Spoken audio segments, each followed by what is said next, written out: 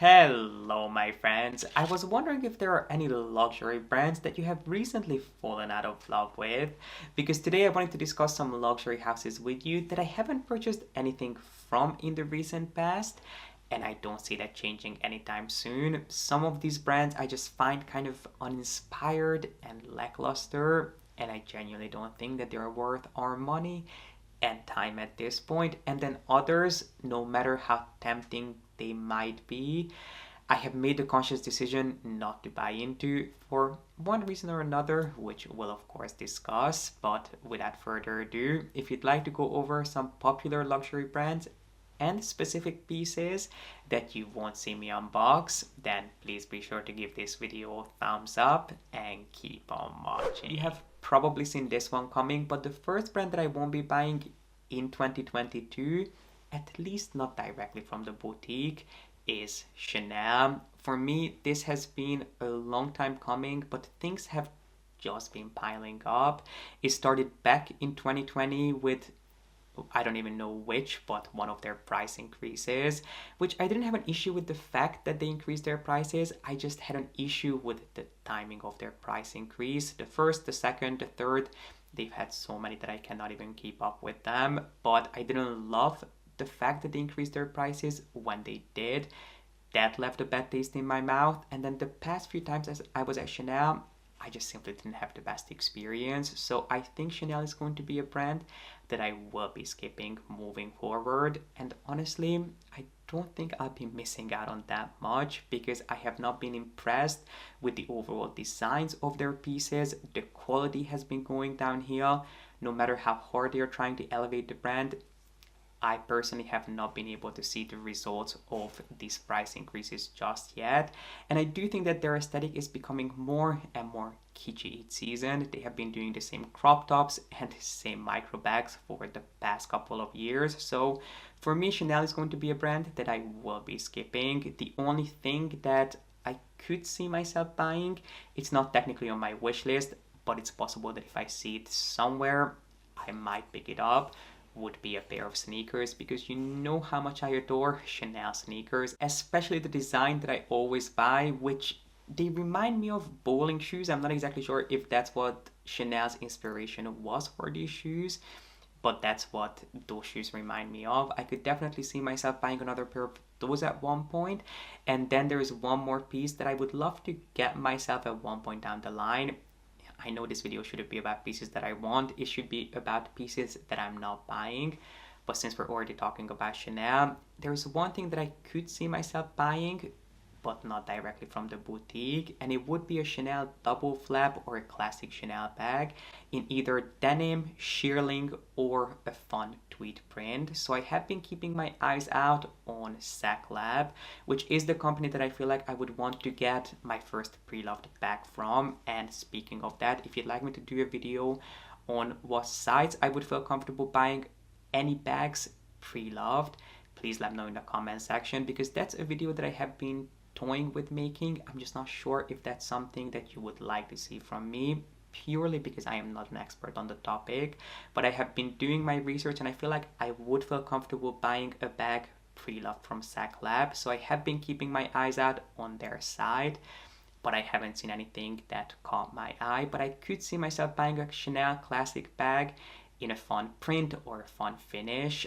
I honestly wouldn't wear it with the chain hanging out. I wouldn't put it on crossbody or over my shoulder. I would probably have the chain tucked in the bag and I would carry it as a sort of a clutch bag. That's how I feel like one of those bags would work for me.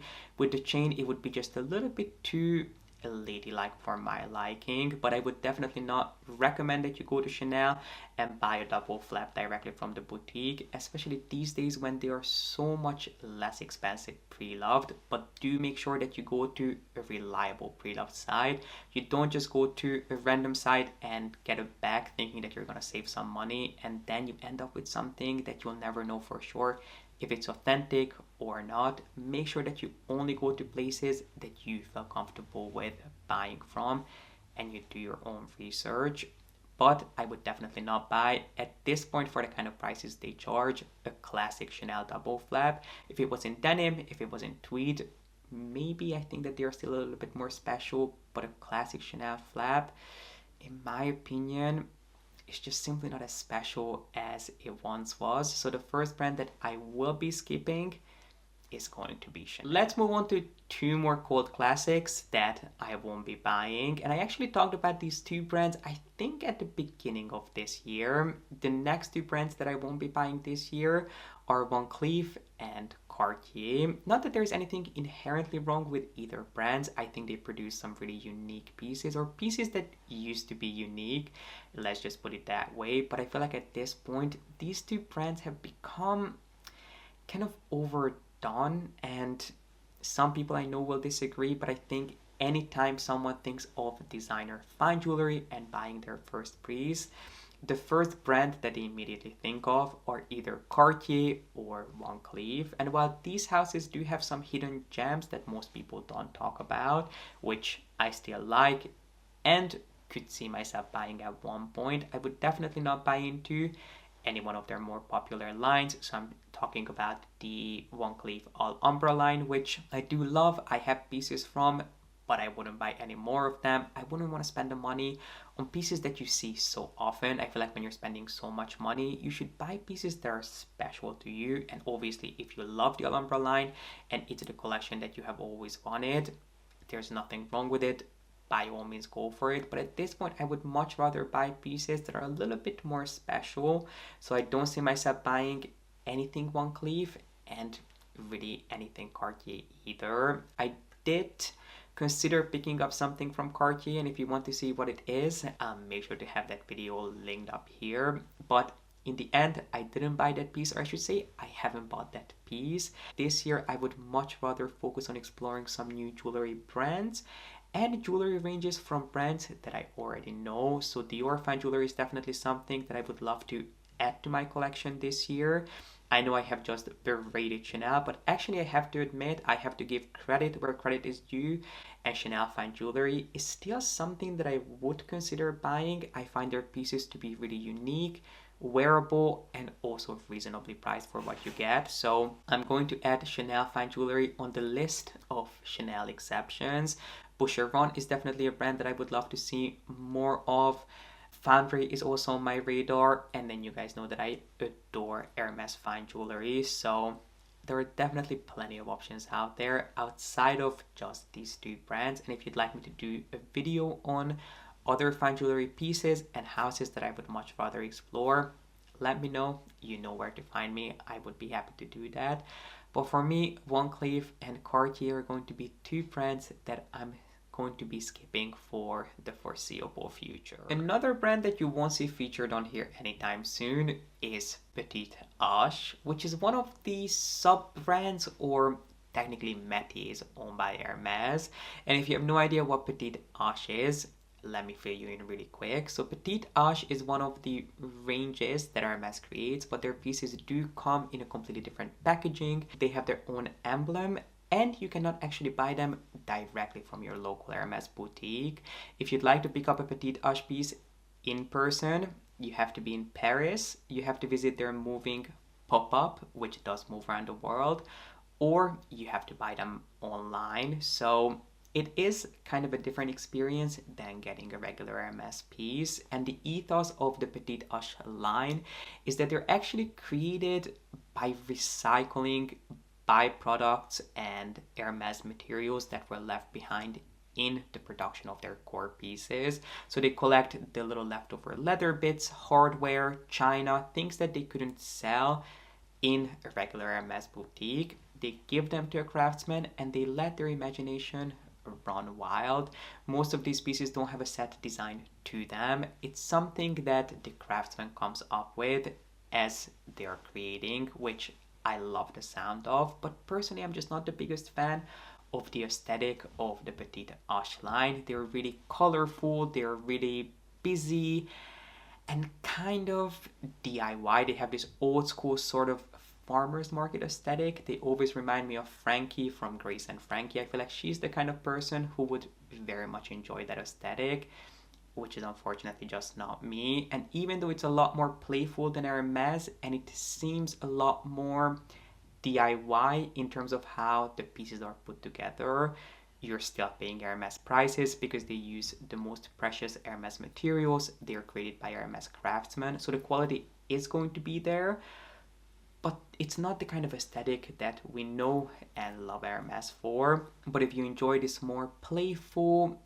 kind of kitschy approach to design, this is definitely something you'll enjoy. They have ready to wear, they have accessories, they have some really cool homeware pieces that are quite eclectic. So I'm not going to say that this is a line that I would never consider, but personally I don't see any petite H pieces in my personal future. And last but not least, I want to end on a brand that I have to be honest with you, I kind of forgot even existed, which is going to be shocking if I tell you that I have a piece from this brand that I use, I look at, I touch about 20 times a day, and I do love the piece from this brand that I bought earlier this year. But I kind of forgot that they existed as a serious luxury brand, which, believe it or not, is going to be Louis Vuitton. To be candid, I don't even look at Louis Vuitton as a real luxury house anymore. To me, they're almost mass market and mass produced.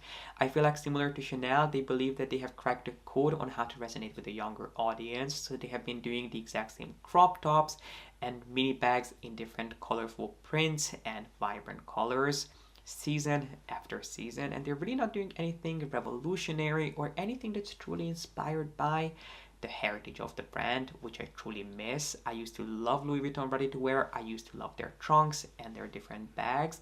And while I would still spend a couple of $100s on a Louis Vuitton accessory, maybe a travel accessory, maybe even a trunk at one point down the line, I would definitely not buy any one of their seasonal pieces, their bags, their ready to wear. To me, is all just a little bit foreign to how I think of Louis Vuitton. So Louis Vuitton is not a brand that is on my radar, clearly, considering that I almost forgot they even existed. So I might still buy a little piece here and there, but it's definitely not a brand that I would recommend for anyone to spend a serious amount of money on. My friends, these are the popular luxury brands and pieces that I won't be unboxing.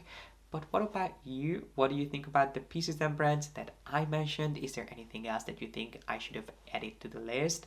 I cannot wait to hear your feedback. And if you enjoyed it, make sure to give it a thumbs up and don't forget to subscribe down below. And if you want to make sure that you are up to date on all my new videos, make sure that you're still subscribed. I have heard from quite a few of you at this point that something had happened and YouTube unsubscribed you. So if you were subscribed but you haven't really been seeing my videos, make sure that you are subscribed just so you stay up to date on all the new videos that I put out. But I just really appreciate you watching and being here, and I hope to see you back here with a new video really, really soon. Bye!